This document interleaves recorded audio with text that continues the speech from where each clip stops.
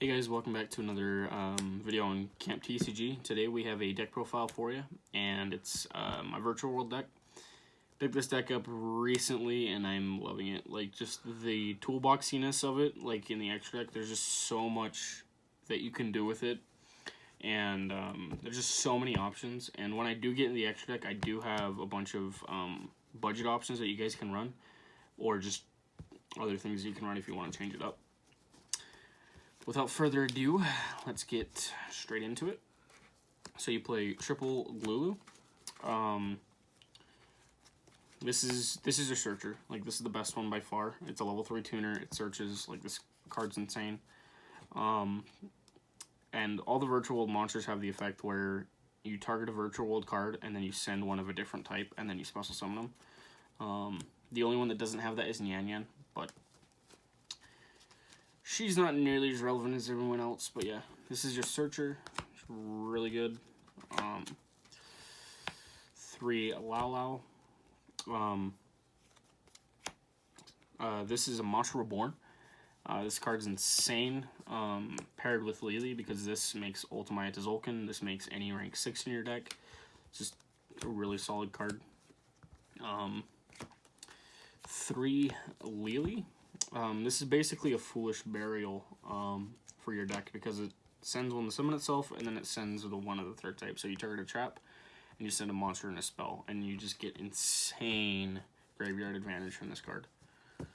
And then 3 GG. This one allows you to add 1 virtual world monster from your graveyard to your hand on end phase. So typically, when you go through combo, you'll want to use GG's effect, Lily's effect, Lala's effect, and Lulu's effect all in the same turn. You want to resolve at least these 4. If you do, you're usually performing full combo. And at the end of the combo, like typically the combo line, you go Lulu into Lily, and then Lily into Lao Lao, and then you end it with GG. And GG just allows you to, like, typically you'll add Lulu or Lao Lao depending on what your hand is or what kind of follow-up you're going for the next turn. So it's just really solid. And then I'm playing triple Nyan Nyan. I like the triple Nyan Nyan because it's the only normal summon in the deck other than GG, but you really want to be using GG's effect. So, like, if I had to draw a normal summon, I want to draw this. And this also has the effect where it floats, and this card's even better for the fact that it can put banished cards back. So it recurs all your resources, which is really good. So Chuche shuffles back, this shuffles back, so you lose like nothing. But on top of it, this can put back any card you banish off Desires. So you banish a 1-of off Desires, activate Nyan Nyan, and put that 1-of back in the deck. It's freaking really good. And that's why I like this card at 3. And then I'm playing the Gamma package. It's broken in this deck. Like, just for the singular fact that Nyan Nyan exists, you can go Gamma, Driver, these get banished, Nyan Nyan gets banished, put this back, put Driver back in the deck, and then you have another Gamma live, and then so on and so forth. And you can, like, depending on game state, you could go through all 3 Gammas in one turn. Not in one turn, what am I saying? Not one turn, in one duel. Then 3 Ash, because it's the most generic hand trap in the game. This card's just nothing to say there. For spells, I play triple Kowloon. It's the best spell. It just sets a virtual world spell or trap straight from your deck. So it can't be Ash because it says place, which is insane. Then I play triple Qinglong. This one allows you, while it's face up on the field, allows you to banish a card and then target a card in the field and negate its effects, but you mainly use it for its effect Engrave, which is a Rhoda, which is really good. 3 Desires. I thought about trying 2 Prosperity in the deck, going 2 Desires to Prosperity, but I really don't like Prosperity for the fact that it takes away from your extra deck, which is where your toolbox lies. And this is just, you get 2 cards off of this instead of 1, so it's just really good. And then triple Dark Ruler no more. Going second, I wanted a card that allows me to basically go second, because this is a going first deck, and if I lose die roll and I have to play into a board, it's not going to be very fun. So if I have Dark Ruler, it just allows me to play into an opponent's board and not have any worry. So that's the main reason for that. And I'm playing two goods. If I had the prosperities, I'd cut this for the prosperities, but I don't think I'm going to end up running it, because this is nice for the fact that you can send Klinglong, and this essentially becomes a reinforcement of the army for any of your virtual worlds. Then I played one E-Telly. You summon Yan Yan or Lulu straight from the deck, and you just have a great time. This card's insane. Konami, give us this back at 3 on the next ban list. Make this deck better, make Cosmos better. And then for traps, double Chuche, one's Wanwu. The card's insane, pops, level modulates, and this is Monster Reborn. Not much to say there. I don't ever use its battle phase effect. So that's main deck. I think it's 42 cards. I'm not sure on that. Then for extra deck, this is my favorite part of the deck just because there's so much you can do with it. I played one Muddy Mudragon. This is for the Ultimate to Zolkin package, so I'll get into that more when I get to it. Juju. Basically, this is a card that forces simplified game states because it says can't be destroyed by battle card effects, and you can banish 2 virtual world names from your grave and just straight up send a card.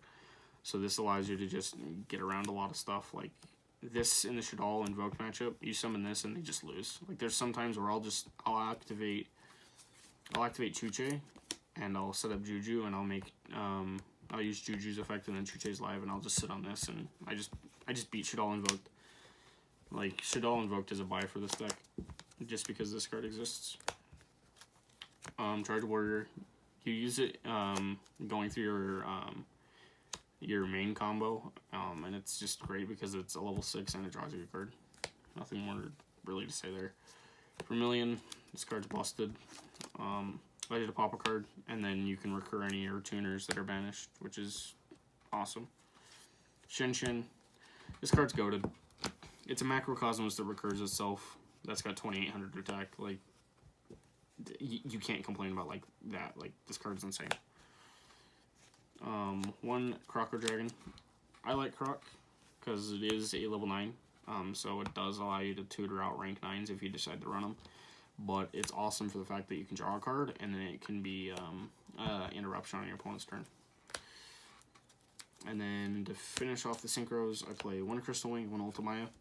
This is just the typical package. You summon Ultimaya, and then you summon Crystal Wing, and then you go into Muddy Mudragon, and you fuse Ultimaya and Mud to make Kaliga.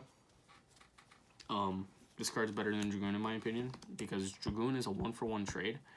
This is just a continuous effect that if you pair this with Crystal Wing, you have a pseudo VFD in the sense that when your opponent activates a monster effect, you negate it with Crystal Wing, and then Kaliga makes it so your opponent can't activate any more monster effects for the rest of the turn because they already activated it.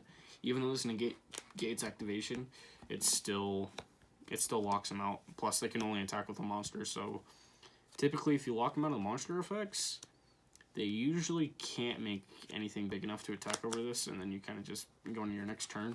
And then if you need to, you can turn Kaliga off with Chuche, which is really good. But that's why I think Kaliga is better than Dragoon, because Dragoon's a 1-for-1 trade. Dragoon, you discard negate, and that's basically it. Kaliga just locks your opponent out. It's really good. And for the Xyz, Fortune Tune, this card's insane. Like, there's sometimes where my hand isn't good enough, but I can at least make Fortune Tune, and I'll pass to my opponent, and Fortune Tune will keep me alive. And then it can recur all my resources and itself and put it back in the extra deck, which is really good. Also, this is just like a Zeus machine, which is awesome. Then, one Fan. It's an Ice Dragon's Prison on legs, which is really good, and it also floats into virtual world names, allowing you to continue for your next turn. Ptolemy, card's crazy. take cards from either player's field or graveyard and add them back to hand. So this can be a combo piece, or it helps you break boards. Beyond, it's a staple in here. You summon it, make everything's attack 0, and then you just crash into everything with your Crystal Wing if they're all special summoned, which is crazy.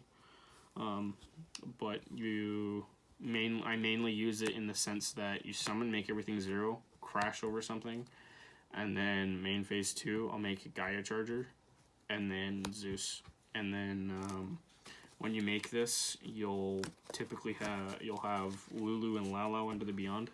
So you go Lalo's effect, special Lily, overlay into Beyond crash into something, Gaia Charger, and then Zeus, and then you have a 2-wipe Zeus.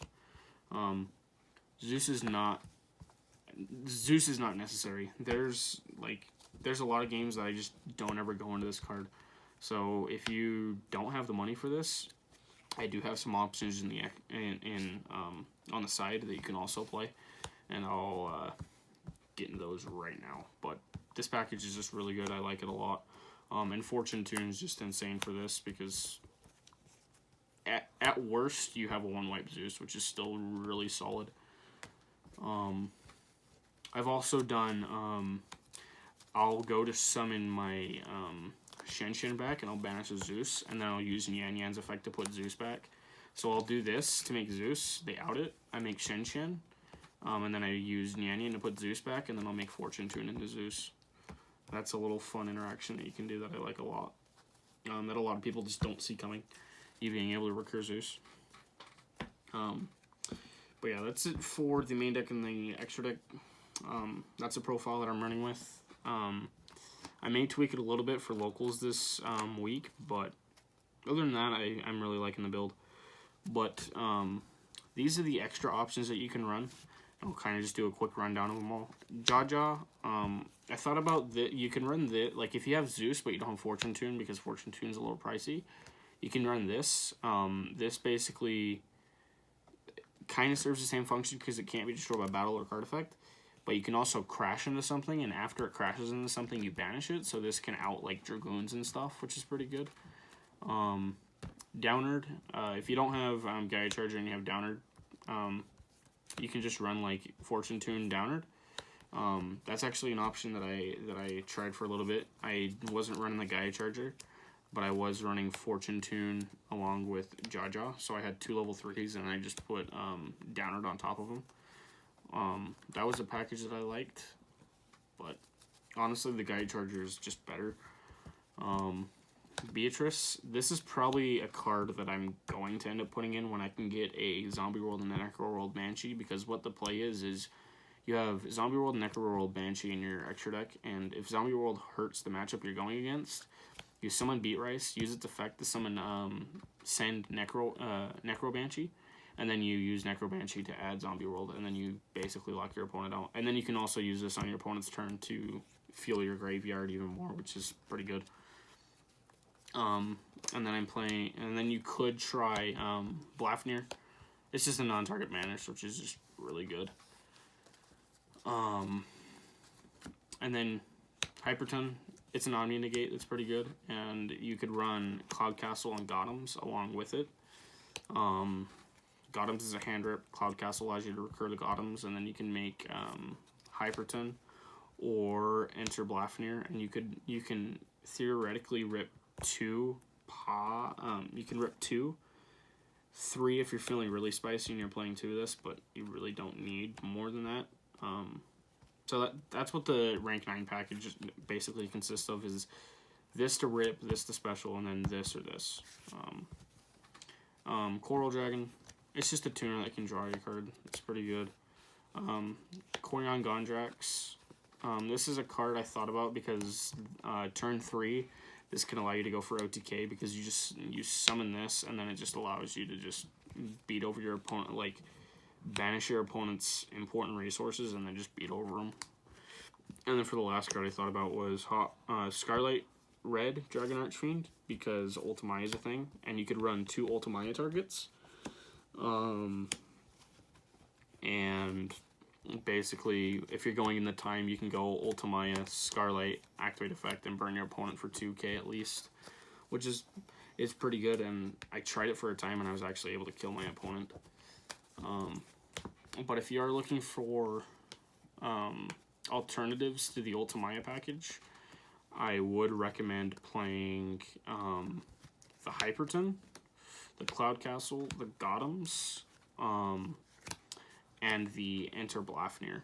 And what I'd cut is the Kaliga, the Ultimaya, the Crystal Wing, and the Mud. So I'd cut these to play this package.